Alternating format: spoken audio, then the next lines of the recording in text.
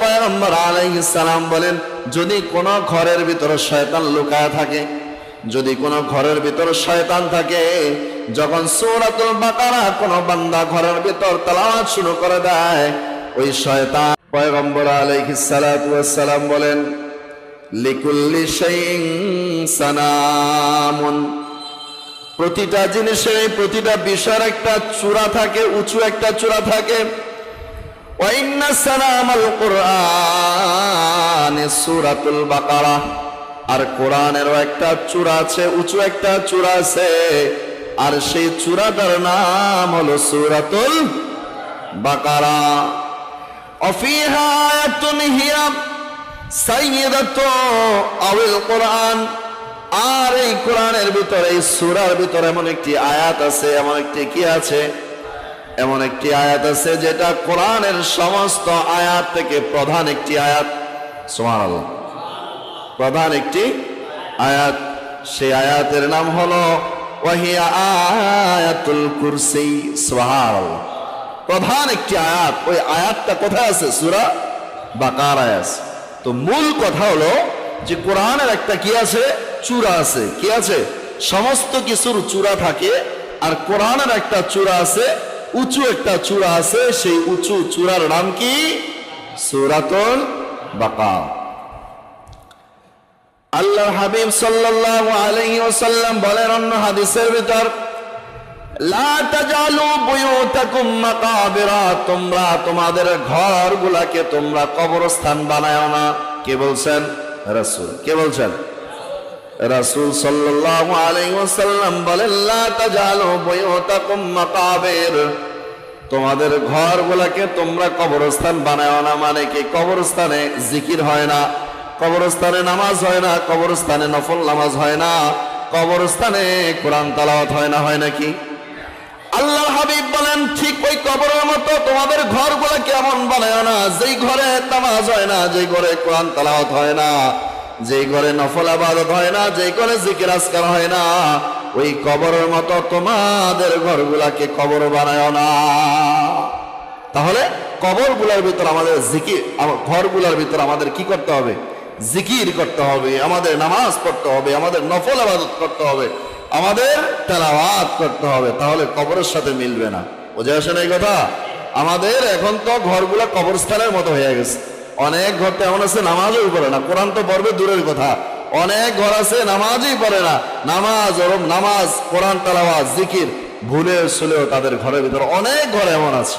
আর যদিও কিছু ঘর আছে নামাজ পড়ে, কিন্তু কোরআন তেলাওয়াত কত বছর পড়ে না, কোরআন তেলাওয়াত কত বছর করে না, তার কোনো ঠিক নেই। আছে কি নেই? আল্লাহর হাবিব সাল্লাল্লাহু আলাইহি ওয়াসাল্লাম বলেন, ও উম্মতেরা শোনো, তোমাদের ঘরগুলাকে কবরের মতো বানায়ো না। তোমাদের ঘরগুলোর ভিতরে না বানানোর মানে হলো তোমাদের ঘরগুলোর ভিতরে নামাজ পড়ো, তোমাদের ঘরগুলোর ভিতরে জিকির করো, তোমাদের ঘরগুলোর ভিতরে তেলাওয়াত করো। সুবহানাল্লাহ।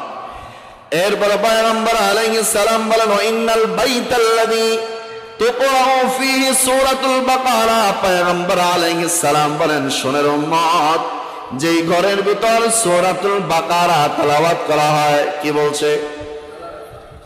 কি বলছে? আল্লাহ রাসূল বলছেন, যেই ঘরে সূরাতুল বাকারা তেলাওয়াত করা হয়, পয়গম্বর আলাইহিস সালাম বলেন, লা ইয়াদখুলুহু শাইতান, ওই ঘরে কখনো শয়তান প্রবেশ করে না। সুবহানাল্লাহ।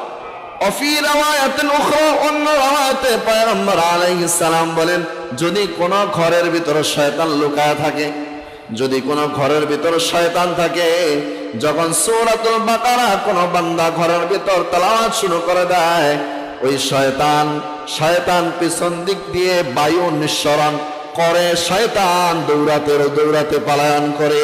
সুবহানাল্লাহ। সূরাতুল বাকারা।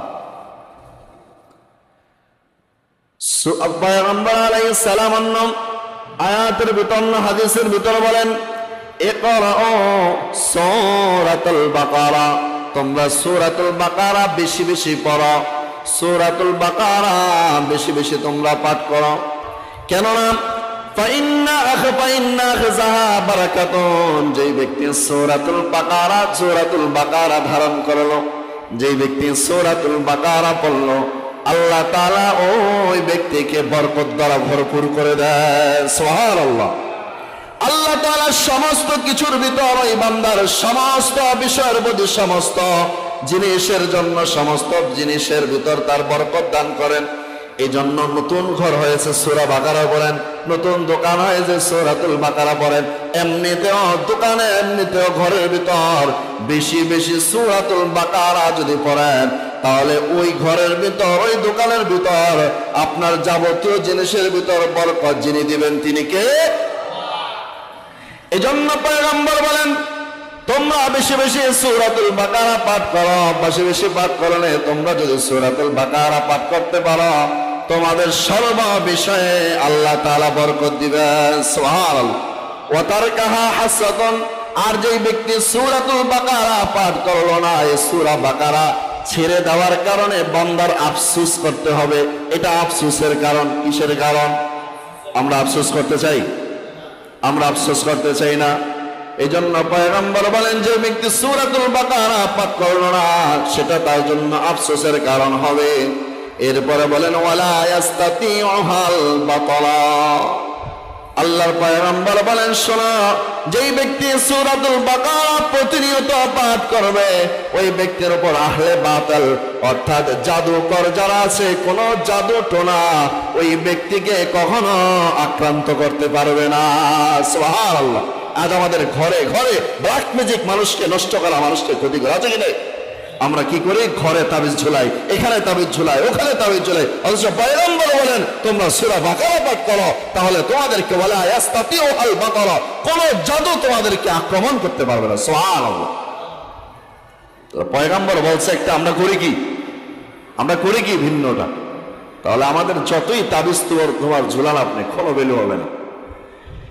এজন্য পয়গম্বর বলেন, যারা এই সূরাতুল বাকারাকে নিজের জন্য প্রতিনিয়ত বানায় ফেলবে, তাহলে কখনো তাদেরকে জাদু টোনা কখনো তাদেরকে আক্রমণ করতে পারবে না। সুবহানাল্লাহ। সূরা বাকারার ফজিলত অনেক আছে। পয়গম্বর আলাইহিস সালাম বলেন, নাযালা মা কুল্লি আয়াতিন মিনহা সামানুনা মালাকান। পয়গম্বর আলাইহিস সালাম বলেন, এই সূরাতুল বাকারার প্রতিটা আয়াত অর্থাৎ 286টি, কয়টি? এই 286টি আয়াত শুধু সূরাতুল বাকারার ব্যাপারে।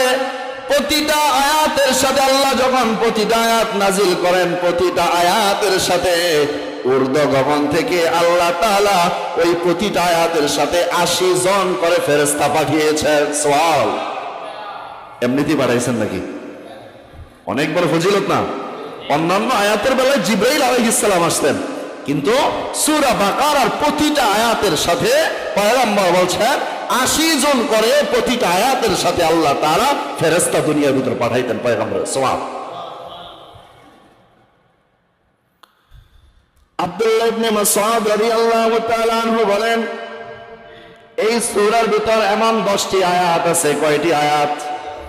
এমন 10টি আয়াত আছে যে ব্যক্তি প্রতিদিন সব সময় এই সূরার ভিতর যেই 10টি আয়াত আছে, এই 10টি আয়াত যদি বান্দা পাঠ করতে পারে, তাহলে ওই ব্যক্তির যত রকমের বালা মুসিবত, রোগ শোক, যত রকমের সমস্যা আছে, যত রকমের ব্যতিক্রম, অসুস্থতা আছে, চিন্তা ভাবনা আছে, আমার আল্লাহ তাআলা ওই ব্যক্তিকে ওগুলা থেকে আল্লাহ তাআলা মুক্তি দান করেন। সুবহানাল্লাহ। ওগুলা থেকে সে মুক্তি পেয়ে যাবে যদি 10টা আয়াত, এই সূরা বাকারার যে 10টি আয়াতের কথা বলছেন, ওই সূরা বাকারার 10টি আয়াত যদি কেউ পাঠ করে, সে এই সমস্ত জিনিস থেকে সে মুক্তি পাবে, আল্লাহ তাকে মুক্তি দান করবে। সুবহানাল্লাহ। শুধু তাই নয়, ওই 10টি আয়াত যদি কেউ পাঠ করে, কোন মস্তিষ্ক বিকৃত মানুষ অর্থাৎ মাথায় সমস্যা ব্যতিক্রম কথা বলে, পাগলের মতো পাগল, এমন মানুষের উপরে যদি এই 10টি আয়াত ফুঁক দেওয়া হয়, তাহলে আল্লাহ তাআলা এই বিকৃত মস্তিষ্কলা ব্যক্তিকে আল্লাহ তাআলা আরোগ্য দান করবে। সুবহানাল্লাহ। আয়াত, তাহলে 10টি আয়াত তো জানতে হবে, তাই না? সে 10টি আয়াতের সে কোন 10টি আয়াত পাঠ করলে এই সমস্ত বালা মুসিবত সমস্ত কিছু থেকে আল্লাহ হেফাজত করবেন। সূরা বাকারার প্রথম 4 আয়াত, প্রথম 4 এবং আয়াতুল কুরসি একটা আয়াত এবং আয়াতুল কুরসির পরে আরো দুইটি আয়াত। কয়টা হলো? এখানে তিনটা, আগে চারটা, মোট কয়টা? 7টা। কয়টা? 7টা। আর এই আয়াত সূরা বাকারার শেষে 3টি আয়াত, শেষে 3টি আয়াত, মোট কয়টি হলো? 10টি আয়াত। আবার বলছি, প্রথম সূরার শুরুতে কয় আয়াত? 4 আয়াত। কয় আয়াত? 4 আয়াত। আয়াতুল কুরসি এবং সাথে আরো কয় আয়াত? 2 আয়াত।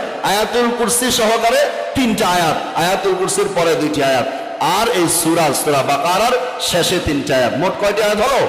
10টি আয়াত। কেউ যদি সর্ব জায়গায়, সর্বক্ষেত্রে, সর্বঘরের ভিতর, সর্ব অবস্থায় কেউ যদি পাঠ করতে পারে, সমস্ত কিছু থেকে, বালা মুসিবত, রোগ, শোক, জাদু টনা, সমস্ত কিছু থেকে যিনি আমাদেরকে মুক্ত রাখবেন তিনি কে? আল্লাহ। তো এটা হলো ফজিলত বললাম। তাহলে আমরা ইনশাআল্লাহ সূরা বাকারা আমরা সবসময় তেলাওয়াত করবো তো ইনশাআল্লাহ।